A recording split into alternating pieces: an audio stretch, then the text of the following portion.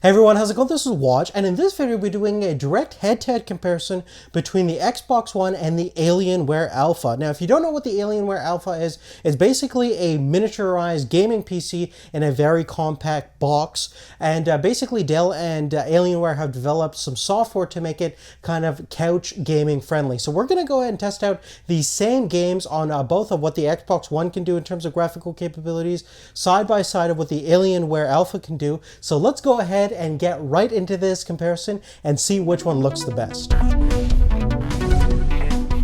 Now, looking at the actual physical differences between these two, you can see that the Alienware Alpha is a very compact gaming platform, even though it's a very powerful system. It measures under 20 centimeters in terms of its length and depth, versus the Xbox measures about 33.3 centimeters in terms of its length, and about 27.4 centimeters in terms of its depth, which is quite large. It's one of the largest consoles out there. And in terms of the actual internal specifications, we have the AMD Jaguar processor on the Xbox One, which is an 8-core processor clocked around 1.75 gigahertz, versus the Alienware Alpha comes with a couple of different options for CPUs. We have the baseline configuration, which is an Intel Core i3 4130T, which is a dual-core processor clocked in about 2.9 gigahertz with 3 megabytes of level 3 cache. You do have 4 threads on it because it does have hyper-threading enabled. Now, in terms of the RAM, we have 8 gigabytes of RAM on the Xbox One. Now, we have 4 gigabytes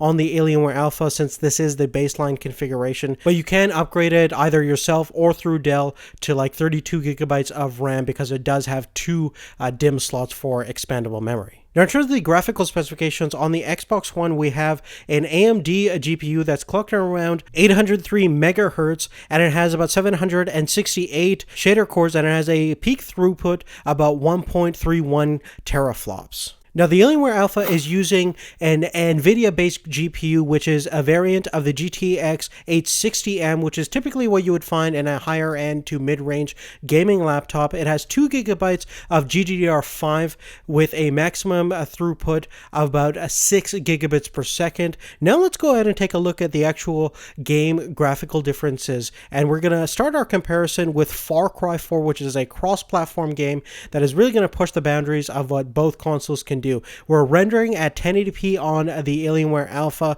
using high detail settings. So let's go ahead and see how both platforms perform.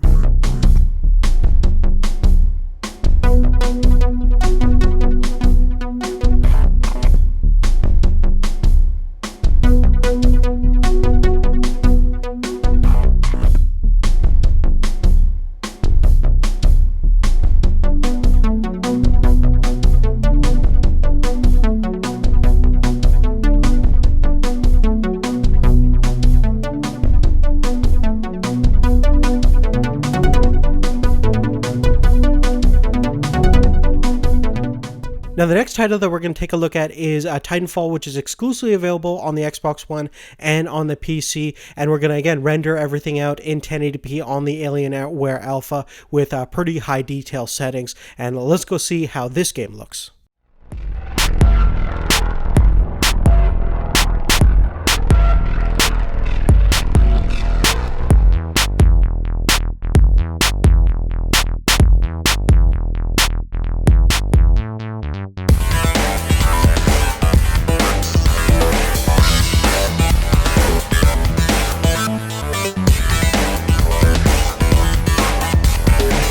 Continuing forward, looking at Call of Duty Advanced Warfare, we can definitely see that the Xbox One renders things at probably a resolution that's close to 720p to maintain a kind of 60 frames per second frame rate, versus we can maintain that kind of frame rate on the Alpha, but render everything out with high details at 1080p. Now, it sometimes struggles to achieve that 60 frames per second all the time, especially when things get a little bit more busy and hectic, but it definitely does a better job of delivering visual experience that has a very little aliasing compared to the Xbox One, which is a huge problem with what I have with the Xbox One. You have aliasing all over the place, all over time in many different titles, and you do have better details in environmental elements and character elements, so just generally a better gaming experience on the Alpha, and it's certainly to be expected because it is a PC essentially.